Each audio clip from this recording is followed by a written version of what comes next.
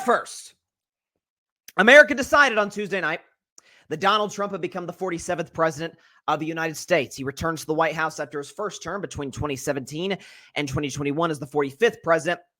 He returns to the White House as the first non-consecutive term president since Grover Cleveland back in 1884 and 1892. So, why did this happen? What led Americans to vote for Trump back in the White House again, to vote against Kamala Harris? Well, there's a number of factors. So, what I find really interesting about this entire process is I said coming into this election, going back to, as I said on my show Monday, I've said it for 2 years. I said it going back in June when Trump became the first president in history to become a convicted felon. Now he's the only person to enter the White House as commander-in-chief as a convicted felon.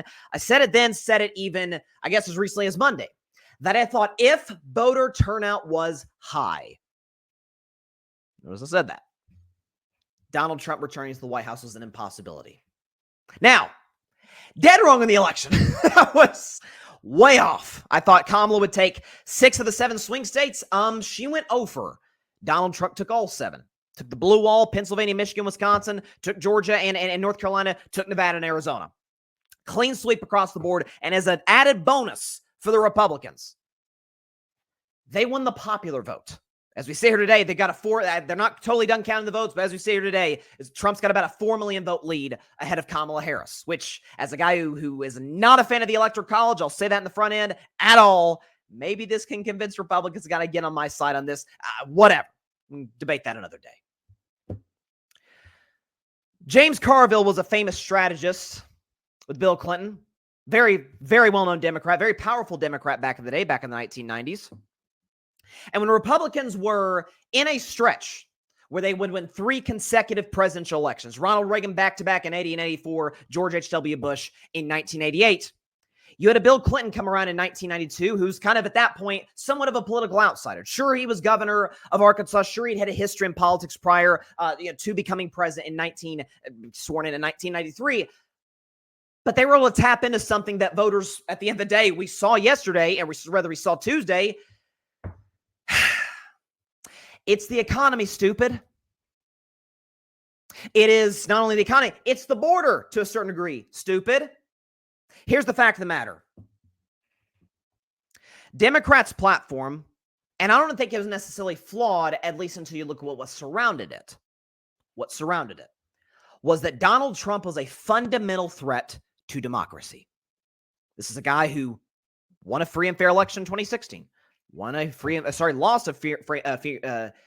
and fair election in 2020 and proceeded to call it rigged, as did everybody around him. Those who didn't, exiled from the party entirely in many cases, in many instances. To the point where he, objectively, Trump supporters, you had your day in the sun. Can I bring it back down to earth for a little bit? Incited an insurrection on the Capitol on January 6th of 2021. And for those that say, well, he didn't explicitly say, I say, yes, he did. But even if he didn't, he did nothing for 3 hours. The biggest, most active politician in the history of social media said nothing for 3 hours as the Capitol got ransacked. And for that reason, Democrats said he is a threat to democracy. Frankly, I generally kind of agreed with him. Matter of fact, strongly agreed with him. But when you look at what surrounded it, when you look at the way they got there to that message, the way they conveyed that message, it was deeply flawed. Their message, led in large part by the President of the United States, Joe Biden, was because Trump is so, in their minds and the minds of many, so fundamentally unfit for the office of President of the United States. Because of the chaos of his first term in office between 2017 and 2021, well, I mean, they're not going to look at us as that bad.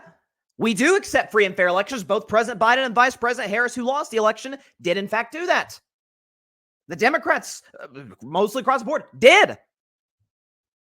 We're going to bring a sense of normalcy to the White House. We're going to bring a certain decorum back to the White House, and in large part to Biden's credit, I think he did that. So at least certainly relative to the previous administration, but they banked on too much of that was going to carry them to the finish line. Is it to me that there are so many turning points or so many reasons that we got to where we got. If you look at the 2022 midterms, when it was going to be, and this is why, can I say this just in the middle of this?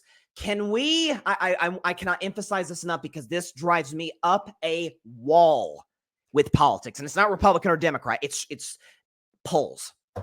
Can we stop listening to polls once and for all? Polls said Hillary was going to win. Polls said there was going to be a red wave in 2022. And polls said, regardless of who you thought was going to win, that it was a neck-and-neck election. And this is what we got. That neck-and-neck election, bam. That's what we got. Right there. You see, that is, you want to talk about a red wave. That is a red tsunami with little sprinkles of blue here and there. There's large segments, I guess, here and there. There's like one tiny one in like Texas and some of the New England states. It was a red tsunami that the polls said were going to be close. So for the love of all that is good, can we please stop giving pollsters a platform? Because you never know. As I always say, you don't ever know until Election Day. You never know until Election Day. As an aside. Because these disastrous polls indicated red wave in 2022 in the midterms. And that's, in large part, that is normally what happens to incumbent presidents in their first 2 years of office. They get trounced in the midterms. That didn't happen. As a matter of fact, Democrats retained many of their seats in the Senate and in the House. It wasn't the disaster they thought it'd be. And that's when they got cocky. Joe Biden, who by all accounts was supposed to be a transitional president, a bridge. We talk about to use a sports example in the NFL, we talk about bridge quarterbacks.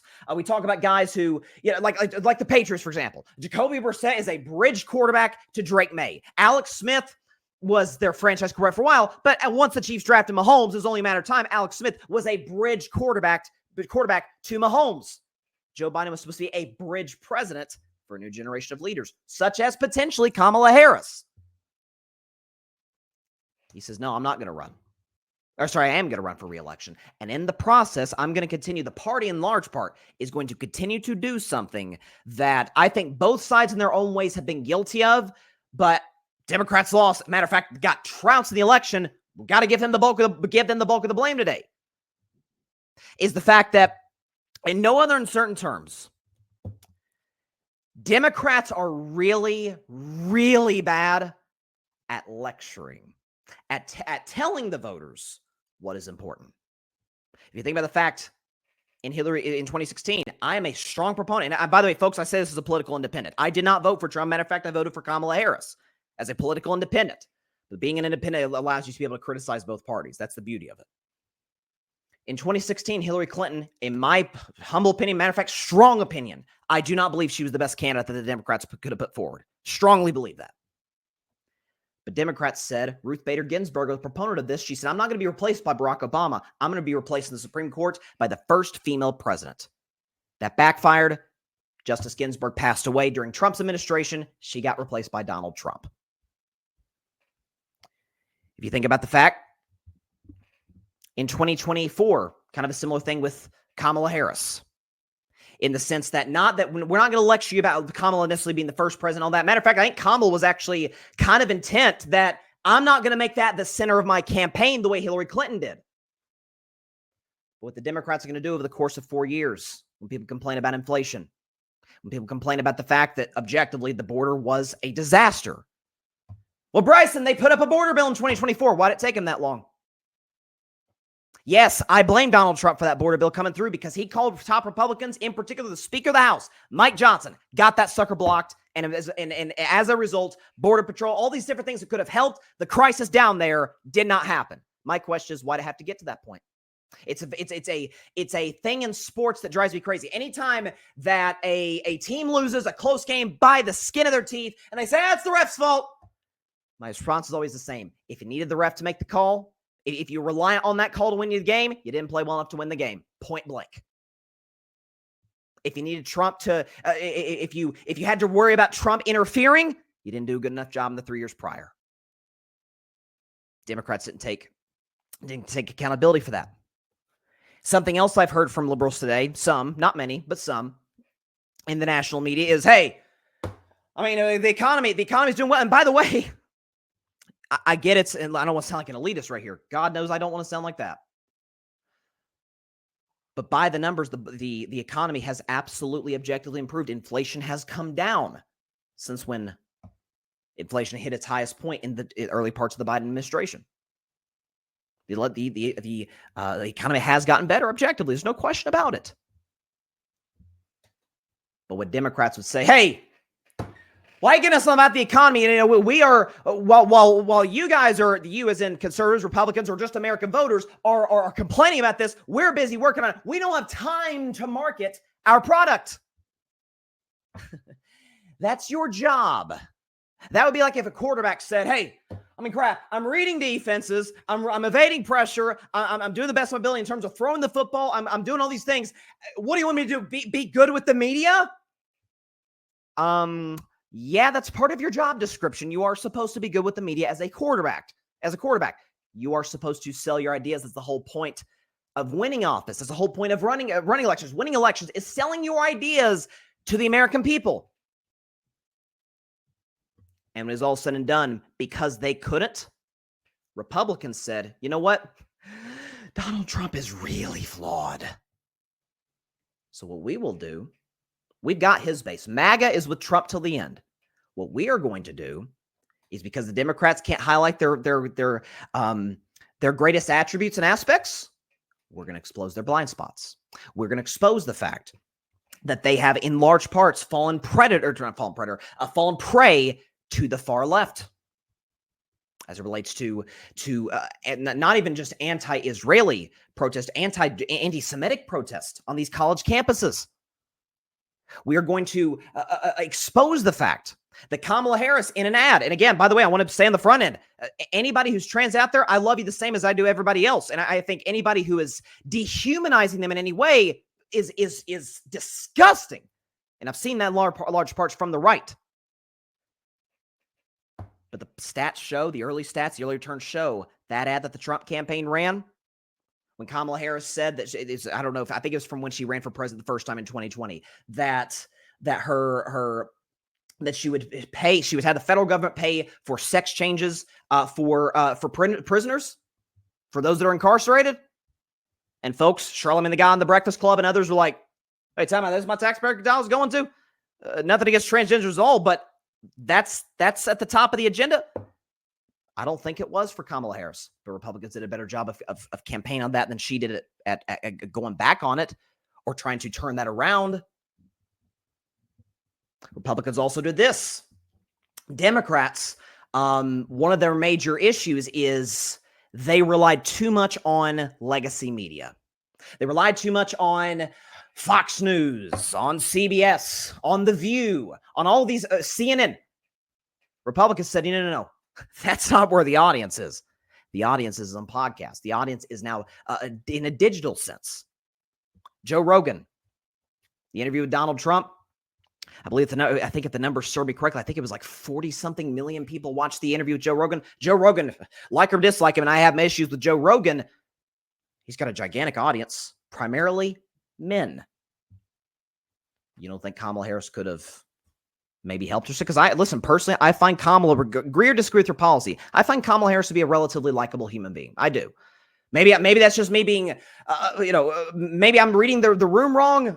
I have no reason to believe, because I got why people rejected Hillary in 2016. We know the corruption that comes with the Clinton family in large parts. That doesn't really happen with Kamala Harris. Kamala Harris is a down-to-earth individual. Kamala Harris does not have the dark shadows of corruption the way that other political individuals have, particularly the Clintons. They rejected her because of this.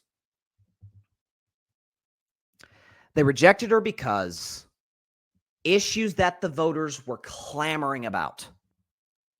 Democrats, in some cases the president, said, they didn't say, no, it's getting better. They said, no, it's getting better and you're wrong to complain about it. Again, going back to, they lectured the voting public, the electorate, on what was actually important. When the electorate was like, we're the ones that employ you. we're telling you what's important. The fact of the matter is this, and this is how I'll close, and then I'll get to comments. Feel free to comment. Let me know what you think, and I'd love to interact with you guys. Is that I'm not liking what I'm seeing from the left right now as it relates to the blame game in the sense, like, of course, there's things that went wrong. I think I detail a lot of those things. I'm seeing folks out there blaming the voters. I'm seeing a startling and troubling increase of, well, you voted against her because she's a woman. Folks, are there people out there that actually did cross their mind? I do. We know that there's inherent sexism, misogyny, just like there is racism. There's no question about that in our society, in our culture. Do I think that was a driving force in her losing the popular vote, which no Democrat has done since John Kerry to George W. Bush in the 2004 election, and the first time in 36 years, second time rather than 36 years in presidential elections that happened? Do I think misogyny was the leading cause of that? The numbers simply don't back that up. They don't. Exit polls would show you that. Trump actually gained in certain people groups, as opposed to, he's up 13% with Latinos compared to his last run. He's up 5% with Black Americans compared to his last run.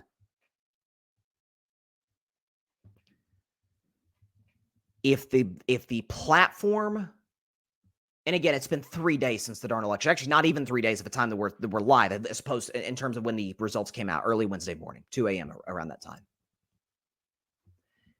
If the reaction and the after effects from the left is going to be, you voted against her because you're racist, because you're misogynistic, and that's why she lost. I've got bad news. 71 million people plus in this country are not racist, misogynistic, or any of the above. Are there people in that group that are? You better believe it. You bet. Joe Rogan, who voted for Trump, so it holds more credibility. Joe Rogan said in his podcast, listen, all people who vote for Donald Trump are not racist and sexist, or all people who vote for Donald Trump are not racist. All racists vote for Donald Trump.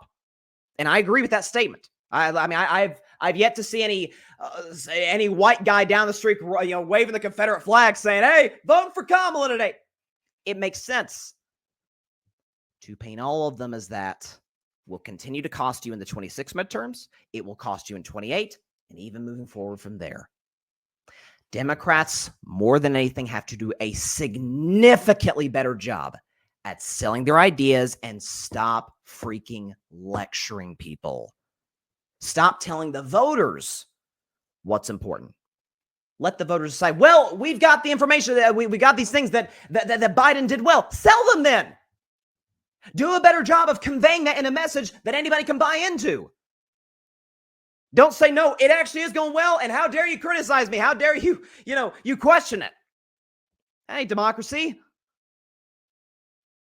For Kamala Harris, listen, folks that are blaming Kamala for the loss, if I had to have a blame pie for this election, I give Kamala maybe 5 to 6%, if that. Folks, Kamala was in a tough spot. Joe Biden increasingly becoming less and less popular by the day. The June 27th debate against Donald Trump all but sealed the fact that, I just, for in a lot of minds of a lot of voters, like, gosh, he's barely functioning up there. What do we got? We can't vote for that, because the Democrats didn't decide to allow him to primary, to allow the vice president to primary against other Democratic presidential hopefuls. And so Biden drops out last minute, late July, and it's like, Kamala, run a campaign for 107 days. It's like, okay, here's my positions. Tim Walz, you're my VP. It was disorganized since the 2022 midterms, and disorganization cost them badly. They lost the presidency, they lost the Senate, and they're probably going to lose the House. Maybe I'm wrong. I'm seeing right now it's kind of razor thin. Democrats could still get the House potentially, but it's very much on the board. Democrats get a clean sweep across the board, and they got the Supreme Court. It's time the Democrats look themselves in the mirror, figure out that the central part of their campaign, the central part of their party platform, is going to be to serve the American public, is to serve the American people, in particular the working class. That's got to be the thing. I mean, Trump actually got a better percentage of the vote than Kamala for people making less than $100,000 a year. Flawed as his economic policies, I strongly believe them to be, at the very least, and I think it's a lie. I've said the greatest lie Trump ever told was that he cared about the working man. but at least he said he did care about the working man, and he promoted that more so than the Democrats did. That's why we got what we got. So, listen, and by the way, it is good, and I give props. It is great this time that the Democrats did not rig this election, since kind of like they did rig the 2021. I know there was a lot of issues with dead people voting and illegal immigrants. I'm glad that wasn't a problem this time, this go around. I mean, all of a sudden, this election is totally fair and free. I don't know. I must have missed the boat on that one, but either way,